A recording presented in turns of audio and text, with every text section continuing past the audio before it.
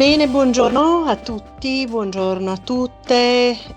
Questo è il terzo appuntamento del ciclo di parole, diciamo, che il CUG ha pensato, il terzo e ultimo, e parole che riguardano aspetti, temi, questioni della nostra contemporaneità. I primi due appuntamenti hanno analizzato da prospettive disciplinari diverse la parola, il lemma accessibilità e consenso.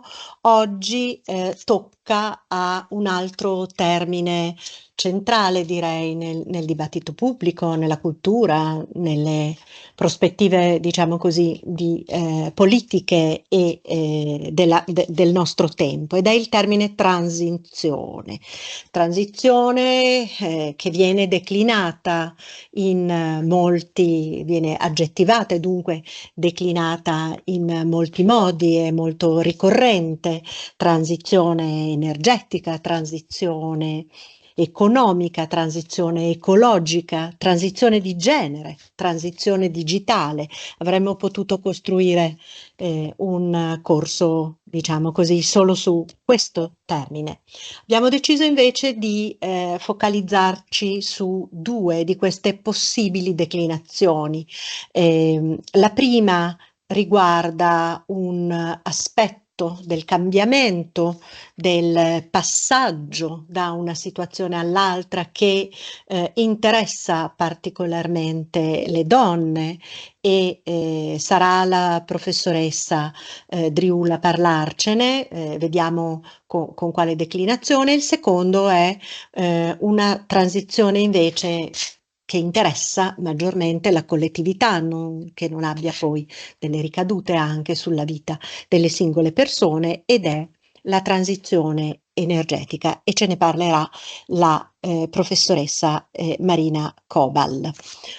Dunque presento le due intervenienti, le due relatrici di oggi. Lorenza Driul è professoressa associata di ostetricia e ginecologia e dirige la clinica ostetrica e ginecologica dell'azienda sanitaria universitaria di Udine, ma è anche alla direzione del Dipartimento Materno-Infantile dell'azienda del Friuli Centrale, che è quella che raccoglie tutti gli ospedali, da Tolmezzo a San Daniele, a Udine, a Palmanova e a Latisana.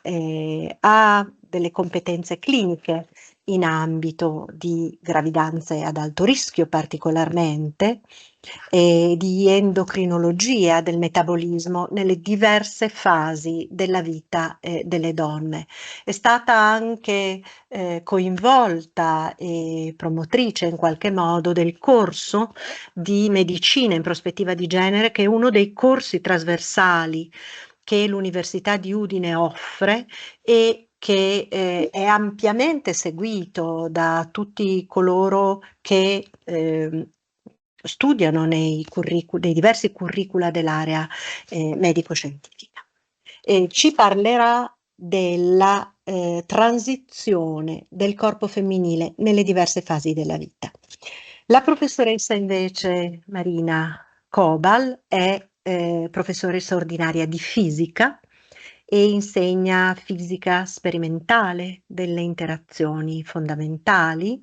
Ha un curriculum molto ricco di esperienze fatte all'estero in istituti molto prestigiosi. Ricordo che è associata dell'Istituto Nazionale di Fisica Nucleare di Trieste e che ha svolto delle ricerche sia come fellow che come membro dello staff del CERN di Ginevra. Il suo interesse di ricerca, per chi non è della materia, è molto difficile da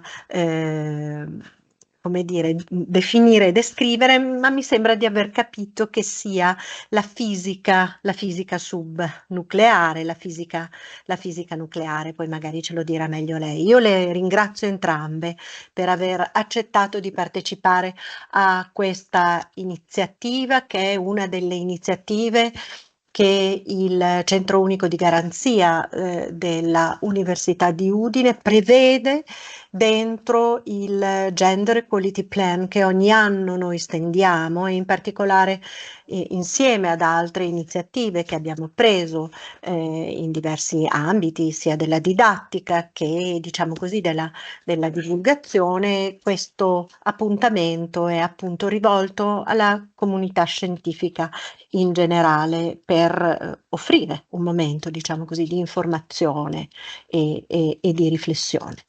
Dunque, grazie ancora e lascio la parola alla professoressa Driul che, come dicevo, parlerà della transizione del corpo femminile nelle diverse fasi della vita.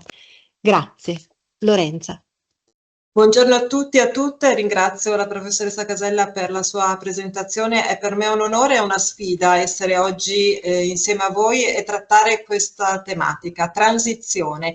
L'ho pensata all'interno appunto delle diverse fasi della vita della donna e del corpo femminile, e come ginecologa abbiamo la fortuna e l'onore di poter accompagnare le donne nelle diverse transizioni della loro vita e trasformazioni dall'età infantile fino all'età più avanzata. Sicuramente la transizione del corpo femminile è un viaggio entusiasmante, complesso, a volte complicato, che inizia però già nell'infanzia. Successivamente c'è un momento critico che tutti noi abbiamo vissuto, che è la pubertà, per poi attraversare la fase della fertilità, la gravidanza, per chi ricercherà e avrà una gravidanza, poi arriviamo alla fase più tardiva della fertilità tardiva, alla menopausa e alla post-menopausa. Sicuramente il corpo, ma la mente della donna cambiano fin dall'infanzia e dall'adolescenza, e questi cambiamenti sono influenzati dal componente ormonale, ma non solo, da fattori biologici, da fattori psicologici e da fattori culturali. Sia alla nascita, come vedete in questa immagine, siamo più o meno tutti uguali, e la differenza tra maschi e femmine sono prevalentemente biologiche, legate ai cromosomi sessuali e ai genitali. Già però nei primi anni di vita evidenziamo dei cambiamenti importanti, e l'ambiente gioca un ruolo determinante nel costruire l'uomo e la donna che sarà poi il futuro. Queste differenze non derivano da predisposizioni naturali, ma da molto spesso norme e aspettative diverse, culturali, che influenzano in modo diverso lo sviluppo cognitivo, emotivo e sociale. Qual è il punto cardine? Sicuramente la pubertà, e in questo c'è una differenza di genere importante, perché la pubertà dei maschi inizia tra i 12 e i 16 anni, invece quella delle femmine tra i 10 e i 13 anni, ed è un momento variabile nell'inizio e può influenzare in maniera veramente determinante l'esperienza psicologica successiva poi dell'adolescente. Perché? Che cosa sta cambiando? Che cosa cambia nell'adolescenza? Improvvisamente la pubertà segna proprio l'inizio della maturità sessuale. Il corpo femminile è il segno della transizione di un cambiamento fondamentale. Si trasforma in maniera visibile, più visibile, lasciatemi il termine, rispetto al corpo maschile. E questa transizione è un momento di estrema complessità, perché non comporta soltanto un cambiamento fisico, ma comporta un impatto psicologico determinante che può variare nella durata e negli anni. Ma al di là dei cambiamenti fisici, la prima mestruazione è un momento di transizione fondamentale ed è un evento sicuramente fisiologico, è un segno di un corretto funzionamento, di una corretta maturazione dell'aspetto ormonale. Ma come vedete in questa diapositiva ho voluto riassumere come non esiste ancora oggi un percorso di educazione mestruale adeguato, perché molto spesso i nostri ragazzi si trovano di fronte alla prima mestruazione senza avere una preparazione, perché non è solo una questione biologica, è un momento di transizione sociale e psicologica importante, e quindi parlare di educazione mestruale è un tema di estrema importanza proprio per poter preparare le ragazze che molto spesso vivono la prima mestruazione con come un evento difficile da accettare. Pensate quando sono le ragazze che evitano la scuola nei giorni delle mestruazioni o si sentono limitate nelle attività quotidiane, nelle loro attività sportive, molto spesso proprio perché manca una preparazione, un'adeguazione e anche la logistica adeguata dei bagni banalmente adeguati alle ragazze nelle diverse strutture. Quindi questo momento è sicuramente un momento di transizione nel corpo femminile di estrema importanza. È da questo momento che inizia poi l'età fertile, che si estende fino al momento della menopausa. Perché è importante? Perché durante l'età fertile la transizione molto spesso è proprio mensile, quando gli ormoni, se sono corretti, si alternano in maniera ciclica ogni mese, portando alla possibilità di un concepimento. E in questa fase di fertilità l'elemento critico, a mio avviso, è legato proprio a come viene vissuta la sessualità, come la transizione nelle diverse fasi dell'età fertile della sessualità avviene dalla conoscenza del corpo femminile nelle prime esperienze sessuali fino appunto all'aspetto della maturità della sessualità nell'età più avanzate, e su questo sicuramente gli aspetti culturali e sociali hanno un impatto di rilievo. Sulla sessualità si inserisce in questa transizione del corpo sicuramente la contraccezione. Ha avuto un impatto significativo sulla qualità di vita delle donne. Contraccezione per il controllo di eventuali gravidanze indesiderate, per poterle programmare nel momento opportuno, e contraccezione come utilizzo anche di un metodo curativo in alcuni casi nella fase di transizione che può portare a delle problematiche legate proprio al ciclo mestruale. E poi qual è il momento sicuramente più importante di transizione del corpo della donna? La gravidanza.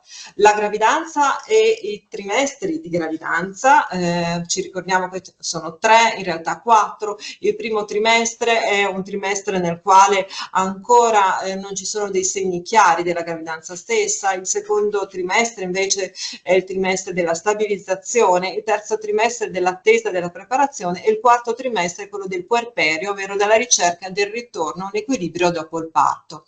Il feto cresce e con lui la transizione del corpo femminile è sicuramente importante, una trasformazione che è graduale sicuramente. Quando vediamo queste immagini e vediamo che nel primo trimestre la lunghezza del feto è soltanto di un centimetro e mezzo, già allora iniziano ad avvenire delle prime modificazioni di transizione per adattare i successivi trimestri di gravidanza. Secondo e terzo trimestre di gravidanza, indubbiamente la transizione, lo conosciamo, è fondamentale perché c'è un aumento di peso che è fisiologico, ma soprattutto è necessario per lo sviluppo del feto. Perché è importante l'aumento di peso? Che molto spesso viene temuto e molte donne in questa fase di transizione non accettano questo cambiamento, ma l'aumento di peso è un aumento fondamentale per poter permettere proprio la crescita dell'utero, del feto, del liquido amniotico. Oltre alla pancia, nella transizione della gravidanza il cambiamento è un cambiamento totale, la pelle, i capelli, i vasi, il seno, tutto si modifica proprio per poter prepararsi a un momento che è fondamentale, che è un momento del parto.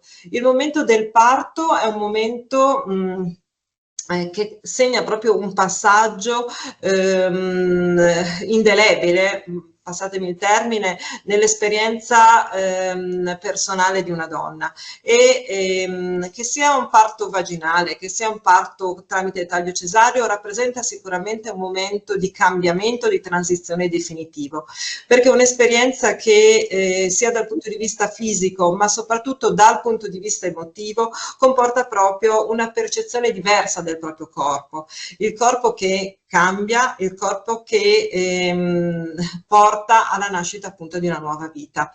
E la transizione del parto sia vaginale che legata al taglio cesareo comporta una transizione importante poi nel postpartum, perché finito il momento del parto tutti gli organi che sono andati incontro ad una transizione dovrebbero ritornare a una situazione precedente rispetto alla gravidanza stessa.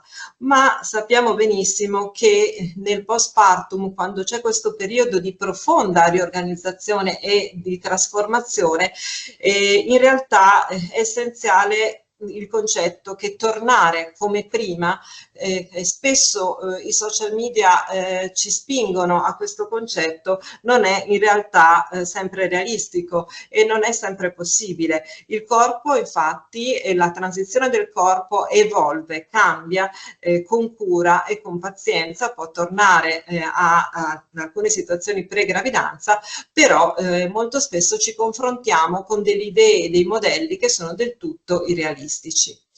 E poi l'ultima fase, perché dopo la maternità insorge questo momento fondamentale e naturale, che è la fine della fertilità, ed è un'altra transizione, un altro momento che è la menopausa. Infatti la menopausa è l'età del cambiamento ulteriore, finiscono gli ormoni. La menopausa di ieri non è sicuramente, come vedete in queste immagini, la menopausa di oggi. La donna di ieri che entrava in menopausa è profondamente diversa rispetto alla menopausa della donna di oggi, e quindi la sua transizione nel 2025 in menopausa è profondamente diversa per il ruolo che ha, per gli impegni che ha, per i tempi anche di maternità che molto spesso sono tardivi. Pensate che la donna che è in menopausa oggi è una donna che rispetto al passato magari ha ancora dei figli in età scolare e da crescere, quindi sicuramente con degli stimoli profondamente diversi rispetto alle immagini che vedete accanto. E il periodo di transizione della menopausa può essere profondamente diverso da donna a donna e viene vissuto in maniera profondamente diversa, però la menopausa è una transizione fondamentale perché è l'occasione per la donna di determinare la buona qualità di vita dei suoi successivi 30 anni, e sappiamo che l'età media della donna si è prolungata e quindi è giusto che viva bene dopo la menopausa.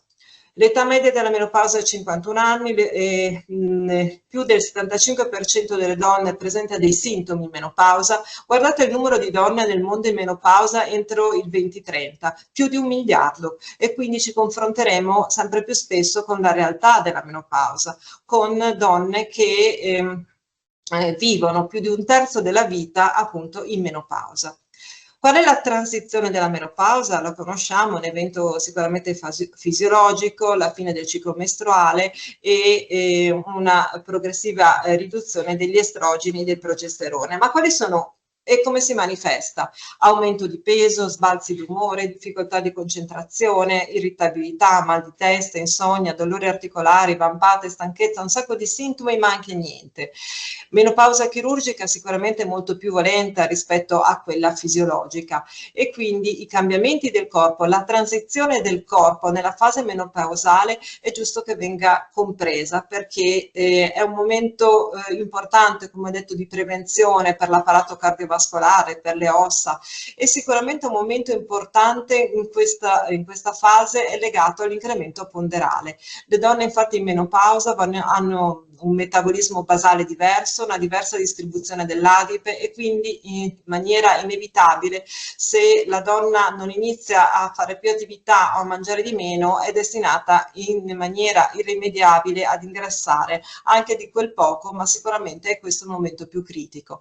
E su questo l'umore e la transizione psicologica ha un ruolo fondamentale. Ansia, depressione, perdita di memoria, senso di nebbia nella testa sono sono elementi che molto spesso ritroviamo nelle donne in menopausa.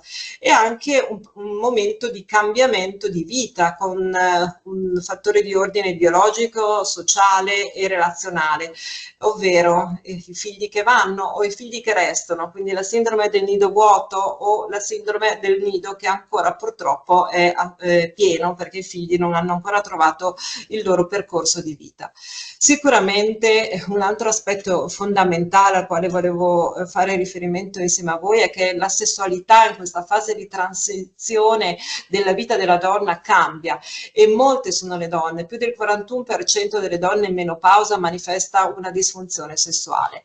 Perché? Perché non ci sono più gli ormoni, non ci sono più gli estrogeni e sicuramente oltre alla terapia ormonale anche l'aspetto psicologico ha un peso sulla sessualità e indubbiamente sull'intimità e sulla sessualità di coppia. Quindi come affrontare questa fase di transizione? Attività fisica, alimentazione, un supporto sociale, sicuramente attività dedicate come yoga o il mindful migliorano l'ansia, l'autocontrollo emotivo, la percezione dei sintomi, sicuramente il sonno aiuta tantissimo e poi se non riusciamo a controllare e affrontare in un modo corretto esiste per le donne che possono la terapia ormonale sostitutiva. Noi siamo sempre a festeggiare il 18 ottobre la giornata mondiale della menopausa, questa è testimonianza della fase importante della transizione della vita della donna e proprio per diffondere e condividere insieme a tutte le donne alcuni dei miti, ma soprattutto alcune delle false credenze che sono legate a questa fase di transizione così importante e così duratura della vita della donna. E quindi concludo dicendo che tutto può succedere nelle diverse fasi della vita della donna e tutto può ancora succedere anche nella fase menopausale e nella fase post-menopausale. Vi ringrazio tanto per la vostra attenzione. Grazie alla professoressa Driul per questa, diciamo, carrellata di tutte le fasi della vita che segnano un cambiamento nella condizione biologica, fisica, ma anche psicologica, emotiva e tutte della donna e tutti gli aspetti che, come dire, toccano, ma magari ne parleremo poi in fase, diciamo così, di domande, mi auguro che ce ne siano su questo, tutti gli aspetti che ognuno di questi momenti può determinare anche dal punto di vista delle risposte che la società, la cultura, la medicina, ma non soltanto, possono dare, come dire, a queste esigenze e a queste diverse fasi di cambiamento. Lascio ora la parola alla professoressa Cobal che ci parlerà, come dicevo prima, della transizione energetica. Grazie e grazie anche per l'invito graditissimo. Ok, perfetto. Allora io parlerò di un argomento un po' diverso che è la transizione energetica, però vista appunto nell'ottica dell'impatto che può avere soprattutto sulle categorie meno protette. Allora, intanto, visto che appunto è importante definire bene le parole che usiamo, vediamo che cos'è la transizione energetica. Intanto, come probabilmente abbiamo percepito tutti e tutte, è un cambiamento strutturale importantissimo della nostra epoca che è già cominciato, è in corso e procede sempre più velocemente e consiste in un passaggio graduale, non sempre, ma diciamo, abbastanza spesso, ma molto deciso, dall'utilizzo di fonti energetiche fossili, che sono quelle che ormai conosciamo da più di 100 anni, come petrolio, carbone, gas naturale, verso fonti rinnovabili che sono a basse emissioni di carbonio. Il goal principale è la riduzione delle emissioni gas serra col conseguente riscaldamento globale di cui parlerò a breve e la riduzione dell'impatto ambientale che ha il nostro fabbisogno energetico che invece cresce sempre di più e cresce anche abbastanza velocemente dovuto diciamo, non soltanto alle nostre esigenze sempre più particolari, ma anche all'avvento delle popolazioni in via di sviluppo che cominciano ad avere giustamente richieste di vita simili a quella che abbiamo finora sperimentato nel mondo occidentale. Gli strumenti per ottenere e realizzare questa transizione energetica sono diversi, ne elenco qui qualcuno: assumere delle tecniche di risparmio energetico, quindi isolamento degli edifici, delle condotte che portano energia, eccetera, eccetera, l'inclusione di tecnologie nuove o meno nuove, ma sicuramente pulite, come il solare, l'eolico, l'idroelettrico, biomasse, l'energia marina, il nucleare, per costruire un sistema energetico più sostenibile, e soprattutto si va avanti verso un futuro in cui i consumi sono elettrificati, cioè si fa molto affidamento sull'elettricità. Di fatto, nei numeri che presenterò parlerò soprattutto della parte elettrica, di produzione dell'energia. Questa transizione verso un'economia a bassa emissioni di carbonio è diventata ormai una necessità che è impellente per affrontare la crisi climatica, che ormai ha evidenze scientifiche assolutamente non ignorabili, e che, se non verrà fermata, porterà a conseguenze piuttosto catastrofiche per il nostro pianeta. E dobbiamo approfittare di questa occasione, che purtroppo ci è imposta da come stanno andando le cose, anche per migliorare in modo significativo altri parametri, come la qualità dell'aria nelle nostre città, che cioè, producono malattie respiratorie ed inquinamento atmosferico, ma anche possiamo approfittare di questa occasione per ridurre le disuguaglianze, e vedremo come. L'obiettivo principale, appunto, è limitare il riscaldamento globale. Nell'accordo che è stato fatto a Parigi si è scelto di rimanere al di sotto nettamente dell'aumento di 2 gradi centigradi rispetto all'epoca preindustriale. L'obiettivo è avere un aumento di riscaldamento massimo di 1,5 gradi centigradi, appunto ridurre l'inquinamento e garantire la sicurezza energetica, che vuol dire avere un approvvigionamento sostenibile ma anche autonomo.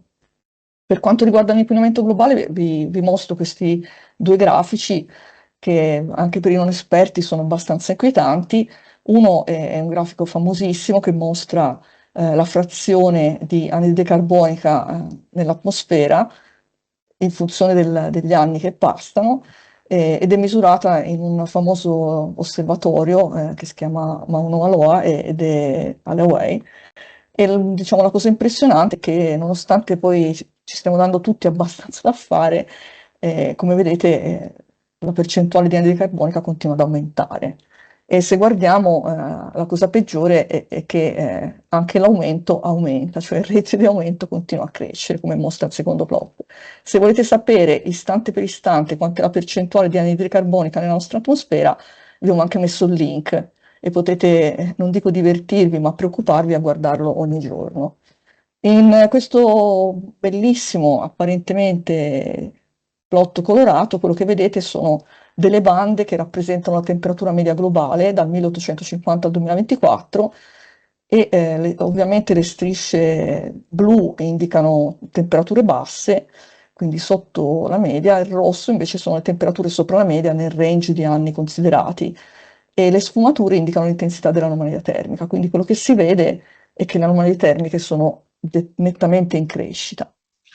Quindi il riscaldamento globale è uno dei motori che stanno guidando la transizione energetica.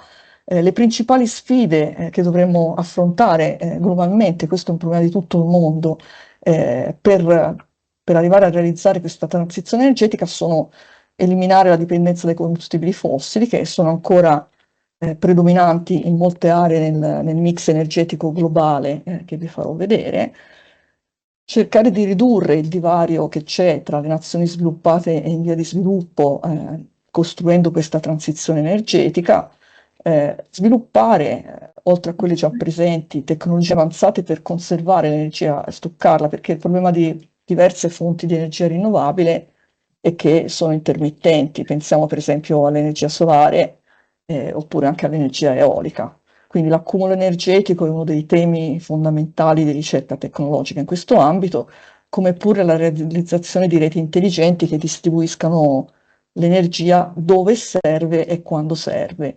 E un altro grande problema che a partire dal 2022 abbiamo imparato a conoscere è la vulnerabilità energetica. Vulnerabilità energetica implica sia il problema dell'accessibilità economica. Proprio nel 2022 abbiamo avuto un costo nel lab olandese TTF, che diciamo è un mercato virtuale dove vengono decisi i prezzi, un costo di più di 350 euro per megawattora per l'energia, che ha, diciamo, scombussolato abbastanza l'approvvigionamento mondiale, nonché, oltre ai costi che sono determinati dal mercato, anche la sicurezza energetica. Abbiamo imparato tutti che purtroppo dipendiamo, e qualcuno ancora di più, come la Germania, dal gas naturale russo, e in caso di conflitti questo può diventare un problema enorme.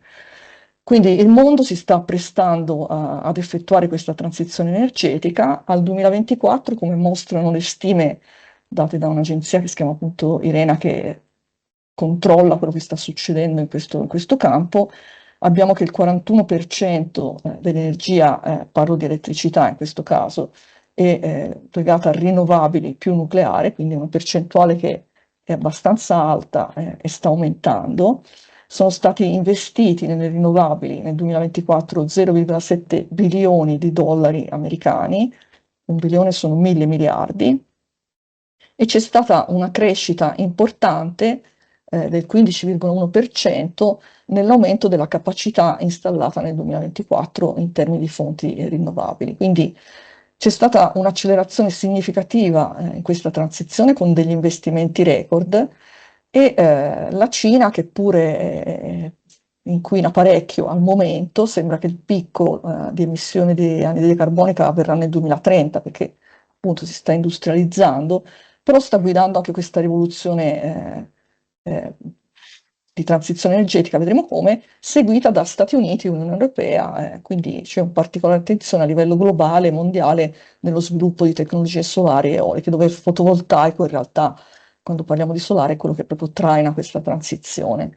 E queste tecnologie rinnovabili hanno un costo che ovviamente è diminuito molto nell'ultimo decennio, rendendo questa forma di energia veramente più sostenibile anche dal punto di vista ambientale, e non solo, ma anche più competitiva economicamente rispetto alle fonti fossili tradizionali.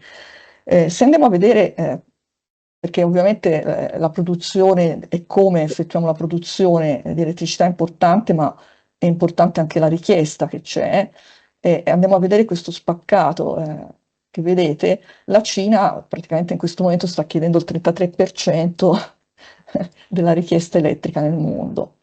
La Cina prevede, appunto, come dicevo prima, di raggiungere il massimo di produzione di anidride carbonica nel 2030 e di raggiungere invece la neutralità carbonica, cioè tanta ne emette, tanta in qualche modo riesce a riassorbire, nel 2060. In 15 anni, nei prossimi 15 anni, investirà 440 miliardi di dollari americani per costruire 150 reattori nucleari.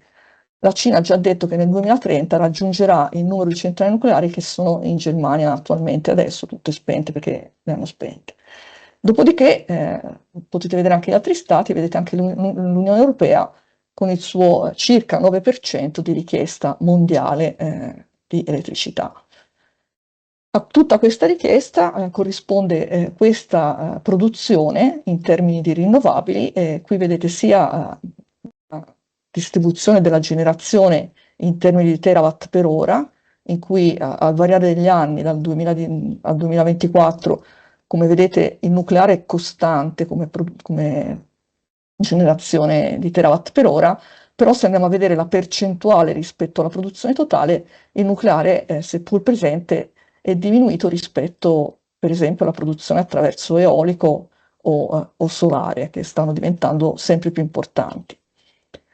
A livello europeo che cosa possiamo dire? Anche se abbiamo visto che siamo una piccola percentuale della richiesta globale mondiale. A livello europeo, allora, tutti i paesi si stanno dando a fare. Qua vedete dal 2004 al 2020, dal 2000 al 2022 la produzione di energia con rinnovabili per i 5 paesi maggiori in termini di PIL dell'Unione Europea, e in questo caso vediamo anche che l'Italia, che è rappresentata da questi punti verdi, è penultima. seguita dalla Francia. Però qui stiamo parlando di energia rinnovabile che non include il nucleare. Se includiamo il nucleare, vediamo che l'Italia è l'ultima, purtroppo, nonostante abbia fatto dei progressi enormi, però ancora diciamo, siamo purtroppo abbastanza indietro. Come vedete la Francia ha dato parecchio impulso al nucleare e quindi gli ha permesso di rimanere su una percentuale elevatissima rispetto a tutti gli altri paesi europei, che sicuramente è dovuta appunto alla presenza di centrali più che di vere e proprie fonti di energia rinnovabile. Comunque anche le centrali nucleari vanno sotto la nomenclatura di energia pulita. Gli obiettivi internazionali in Europa sono entro il 2030 di ridurre le emissioni di anidride carbonica del 43% rispetto al 2010, entro il 2040 triplicare la capacità installata di energie rinnovabili a livello proprio globale e il 2050 dovrebbe essere l'anno in cui raggiungeremo la neutralità carbonica globale come richiesto dall'Accordo di Parigi. Quindi sono obiettivi molto ambiziosi che non sarà facile raggiungere, che però dobbiamo raggiungere per mantenere questi famosi aumento in gradi centigradi sotto i 2 gradi rispetto all'epoca preindustriale ed implicano un investimento di 45 mila miliardi di dollari americani. È stato delineato attraverso l'Agenzia Irena tutto un percorso per un'espansione massiccia delle energie rinnovabili, però ovviamente questi obiettivi richiedono non soltanto un impegno a livello nazionale, ma proprio una cooperazione internazionale concreta da parte di tutti i paesi che sono interessati a questo accordo.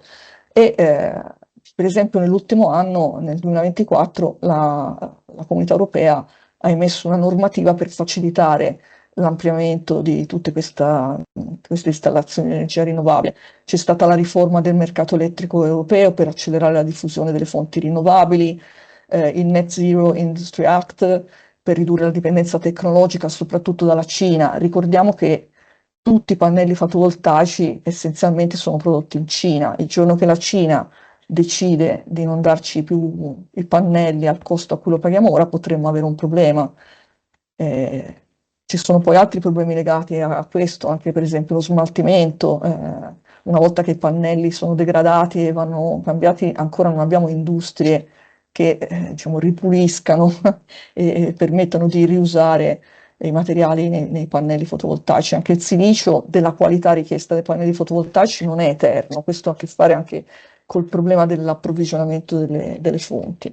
C'è stata poi la direttiva europea sulle prestazioni energetiche degli edifici, con l'indicazione di ridurre del 16% i consumi energetici del patrimonio edilizio entro il 2030 e la relazione che è stata fatta sullo stato dell'Unione dell'Energia nel settembre 2024 ha comunque confermato i progressi in termini globali che l'Unione Europea sta facendo in questa transizione.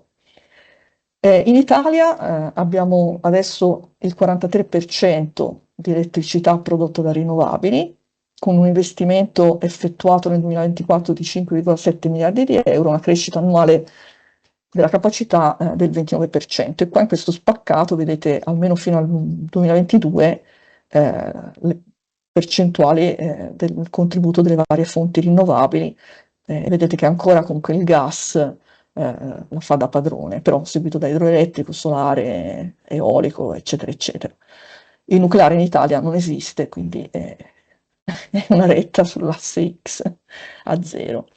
L'Italia ha degli obiettivi importanti che sono appunto determinati dall'Unione Europea, che nel nostro caso particolare, per come partiamo, vuol dire ridurre le emissioni del 18% rispetto al 2022 e produrre altri 131 gigawatt di capacità con le rinnovabili entro il 2030, aumentare l'efficienza energetica, innovare con nuove tecnologie, dovrebbe essere previsto anche un 8 gigawatt di nucleare entro il 2050 e raggiungere, come tutti i paesi europei, la neutralità climatica per il 2050, attraverso appunto l'utilizzo di queste rinnovabili e anche implementato anche da azioni come la riforestazione o lo sviluppo e l'uso di tecnologie di cattura e stoccaggio del carbonio. In Italia sappiamo che ci sono vari problemi. Causa il riscaldamento globale è aumentata anche la richiesta di elettricità in modo importante. L'Italia parla molto di green e di fatto si lavora sull'aumentare l'energia green, ma vengono finanziati anche i progetti che ancora richiedono fossili.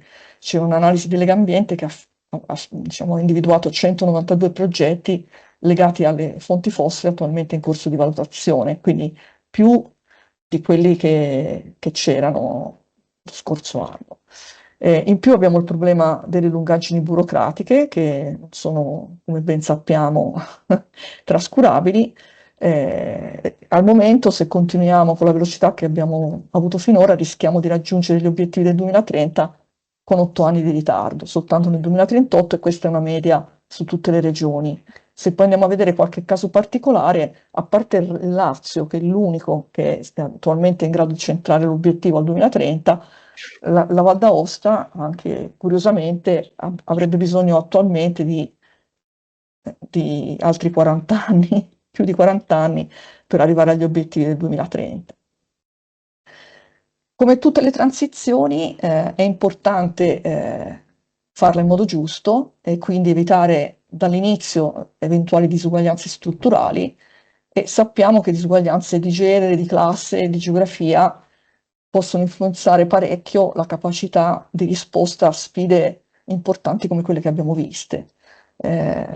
Senza andare a prendere il caso dei paesi in via di sviluppo dove la situazione è drammatica, pensando proprio all'Europa, ci sono 40 milioni di europei che non hanno la possibilità di riscaldare la loro casa o la casa dove stanno in modo appropriato. Quindi questo è un esempio di quella che chiamiamo povertà energetica.